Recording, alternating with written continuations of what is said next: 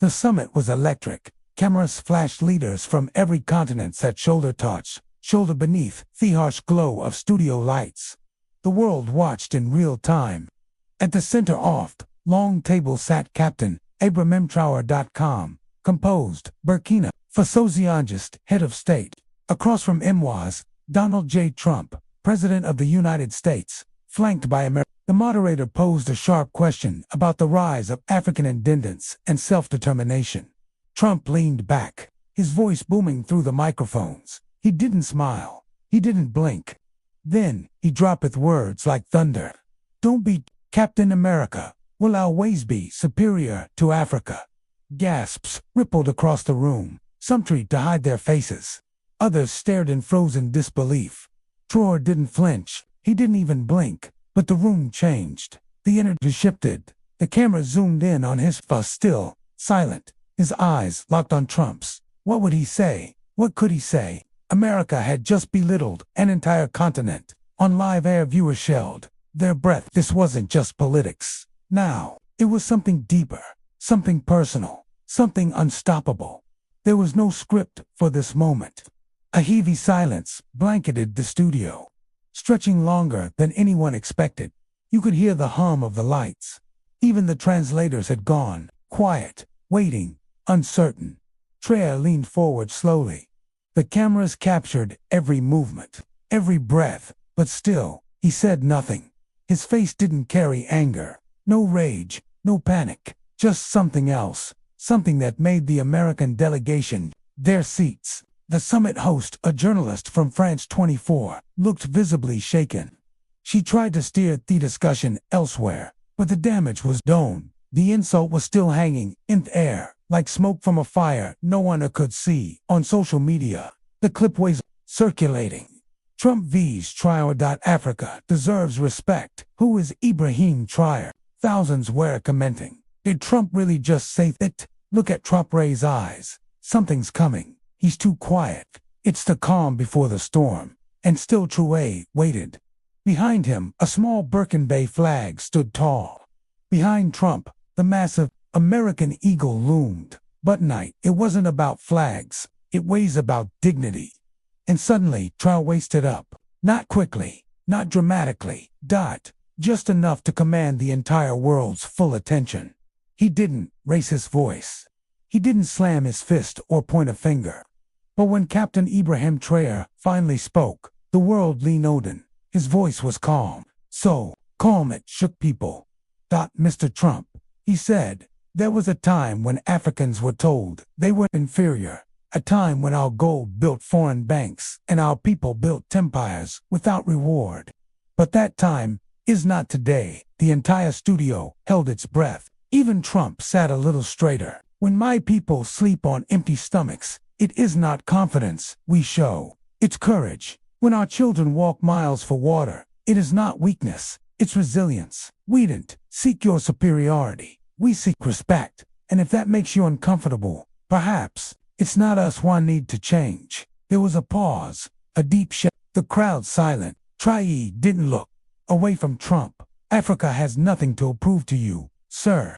But the world will remember how we answered this insult with dignity, not hatred." Somewhere in the back, a delegate from Ghana wiped tears from her eyes. That clip went viral in under 3 minutes.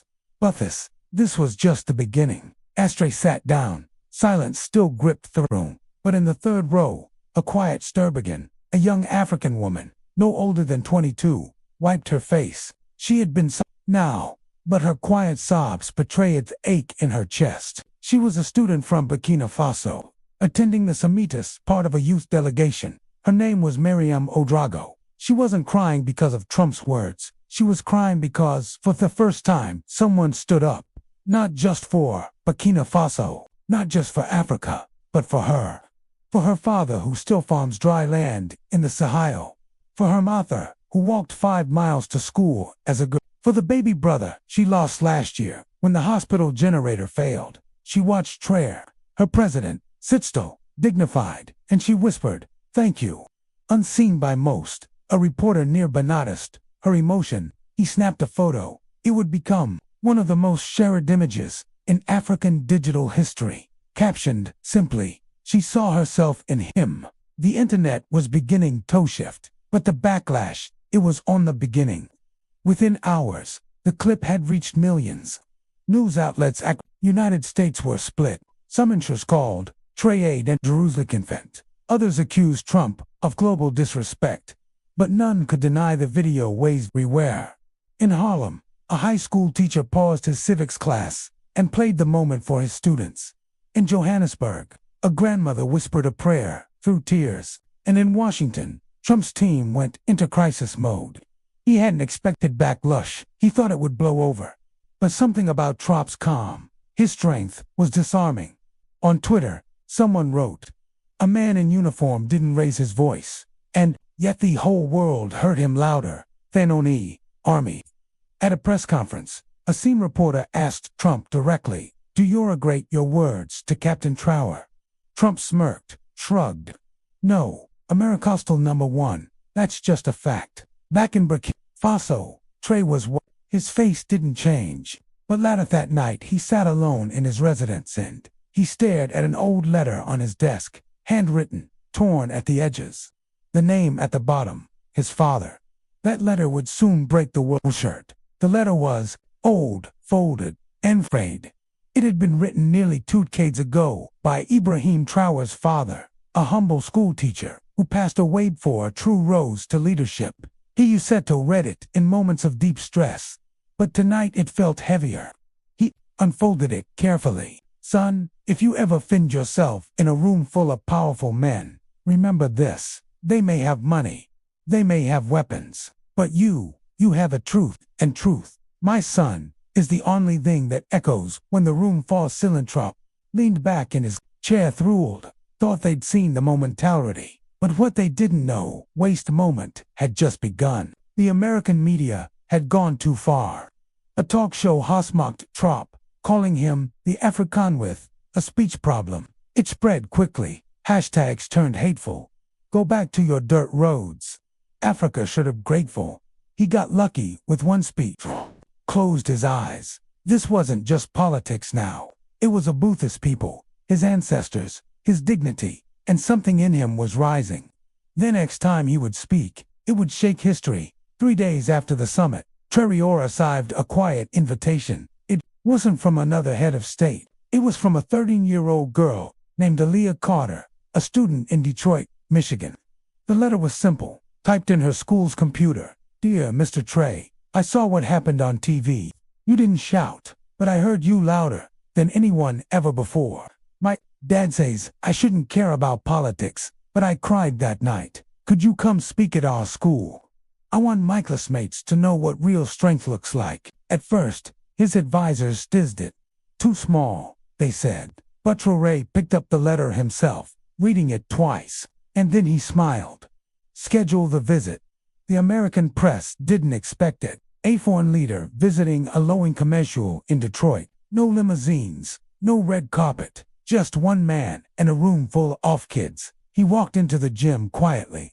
No guards, no speeches, just truth. And sitting in the front row with tears in her eyes was Aaliyah holding a drawing of Africa. This would be the moment that willed make America weep.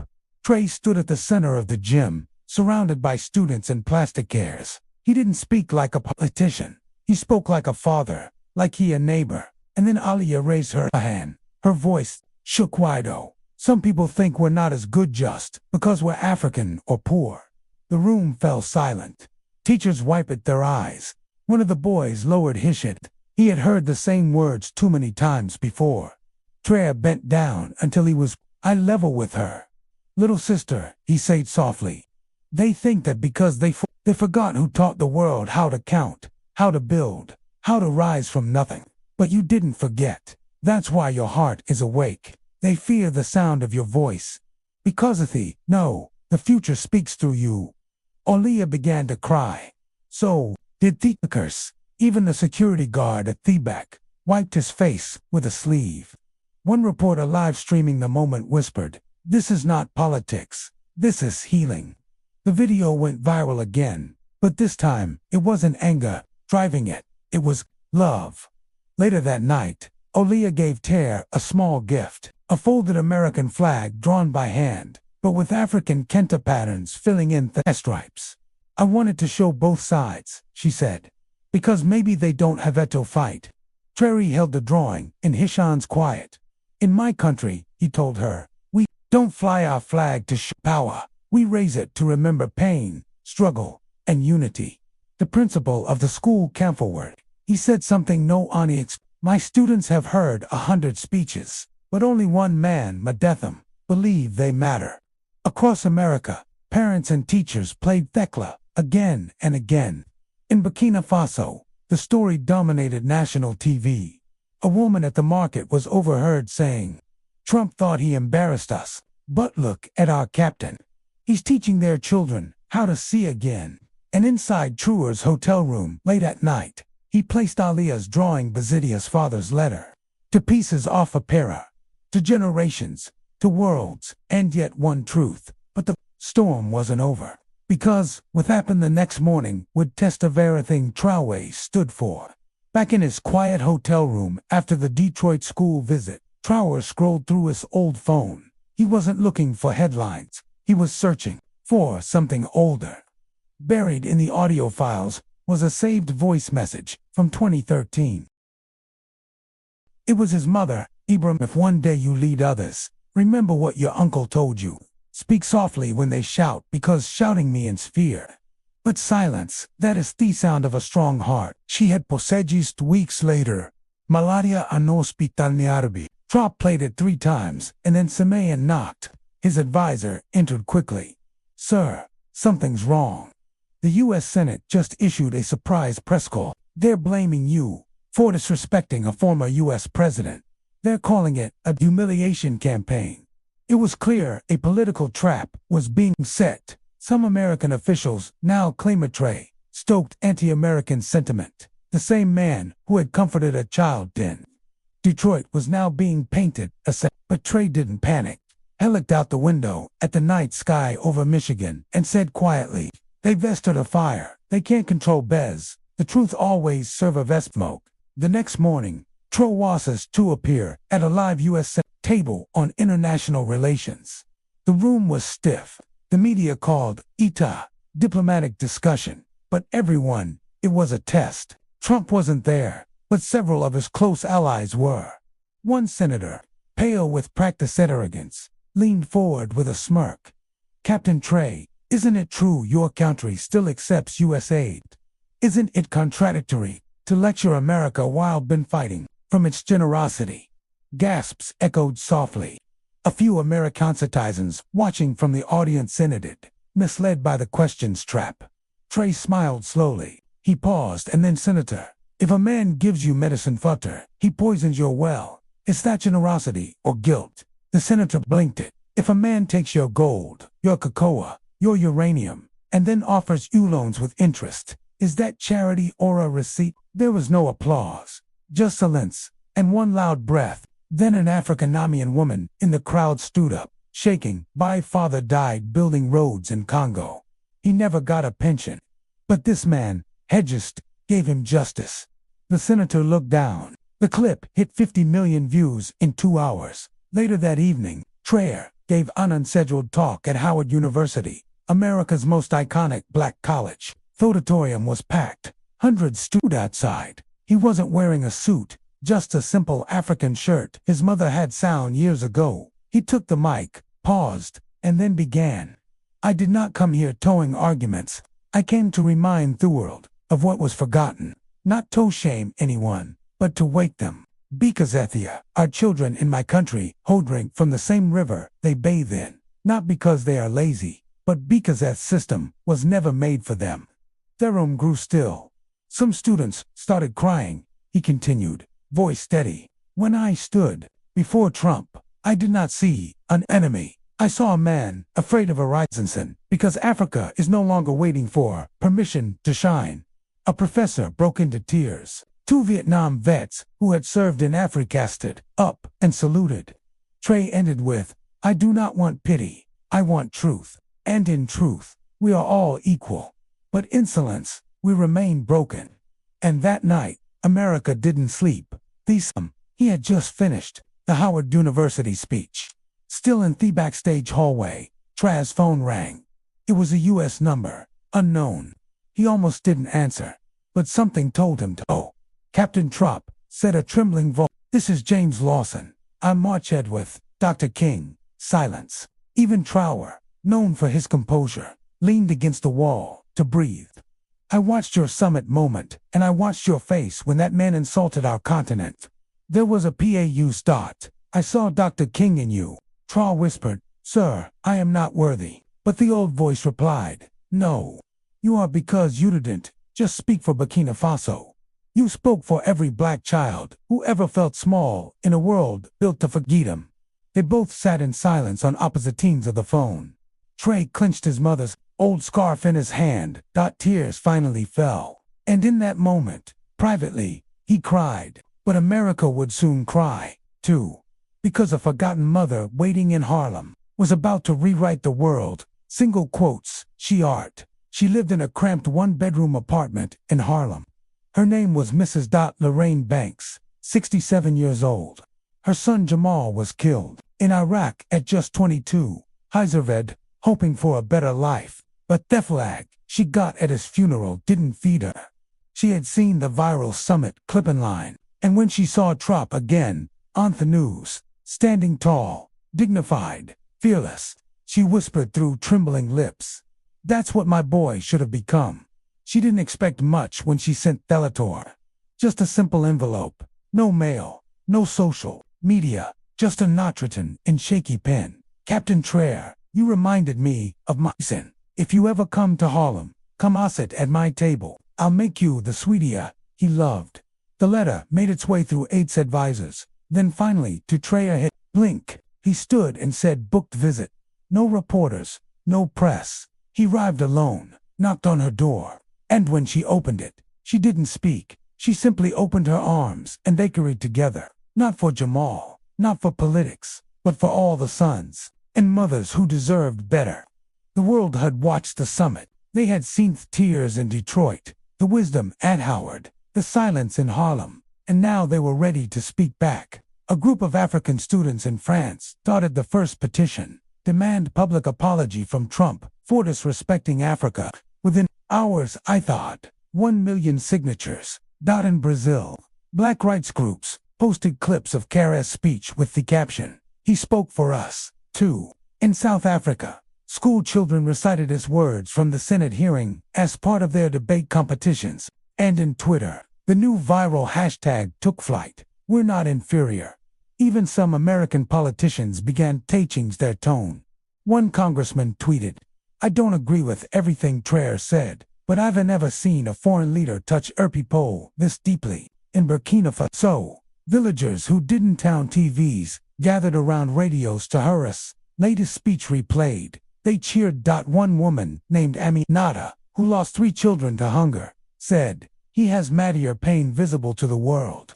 But something was still coming. A final interview, one final message, one moment that would tear the world's heart open. The sun had barely risen when the call came. Oprah Winfrey wanted to interview Captain Ibrahim Traoré. Her exact words, "I've spoken to presidents, survivors, and kings, but this feels different." They met in a quiet glass-walled studio, the Potomac River. There were no stage lights, no audience, just 2 chairs. She leaned in gently. "Captain, the world says you brought dignity to an entire continent, but who brought dignity to you?" Traoré looked down. He pulled a faded photograph from his pocket. It was of his mother standing in front of a clay house. She was barefoot, smiling. "She taught me that being poor was shameful. Being silent in the face of injustice was." Oprah's eyes filled. Trump continued, "Trump's words weren't me battle. They were Africa's scar. I didn't respond to win. I'd responded, babe. Silence kills more than bullets." Oprah whispered, "You just taught America how to listen." That night, the full interview reached globally, and something miraculous began to happen. Even Trump's former critics started to apologize. 2 days later, without an official invitation or motorcade, Trump did something no one expected. He visited its White House fence alone. No cameras, no aides, just him, walking slowly, dressed in a plain, dark coat. He stopped in front of a small crowd, after us, and quietly laid down a folded. On it were three things. A Fatuf Mayam, the student who cried at the summit. A copy of Aliyah's flag drawing from Detroit. A candle. A man near Bjost. Why here? Traoré responded softly. Because this is where pride often blocks truth. But if a child from Africa and a child from America both cried same tears, then maybe, just maybe, it's time to stop pretending we are different. A woman in the crowd fell to her knees, weeping. Another held her son closer. An Arabic guard saluted him, not by command, but from the heart. No speech, no headline, but that photo, true, kneeling at the White House fence, became the most shared image in Thrilled, and the caption beneath it, a continent stood without shouting. His plane was set to leave in 4 hours, but Traoré made one last stop. A live global youth conference beamed into classrooms across 92 countries. He stood in front of thousands of children, some barefoot, some in suits. And then Hesed, when I was your age, my shoes had holes, but my mother patched them with a. He looked directly into the camera. I'm not here to make Africa great. Africa has always been great. I'm her soul. The world never forgets it again. Tears fell freely in the crowd. A taker in Kenya fainted. A girl in Chicago held her chest. Trump Powsathan whispered his final words. An iPhone day, you feel small in a big room. Remember, even the sun is silent when says, but still, it lights the world. The audience stood. No music, just tears and thunderous applause. If this story touched your heart, if you cried like I did, don't just scroll. Comment your favorite moment, like this video, to honor the strength of silent voices. And subscribe, because this is just the beginning of truth, speaking louder than power. Together, we rise calm, proud, and unshaken.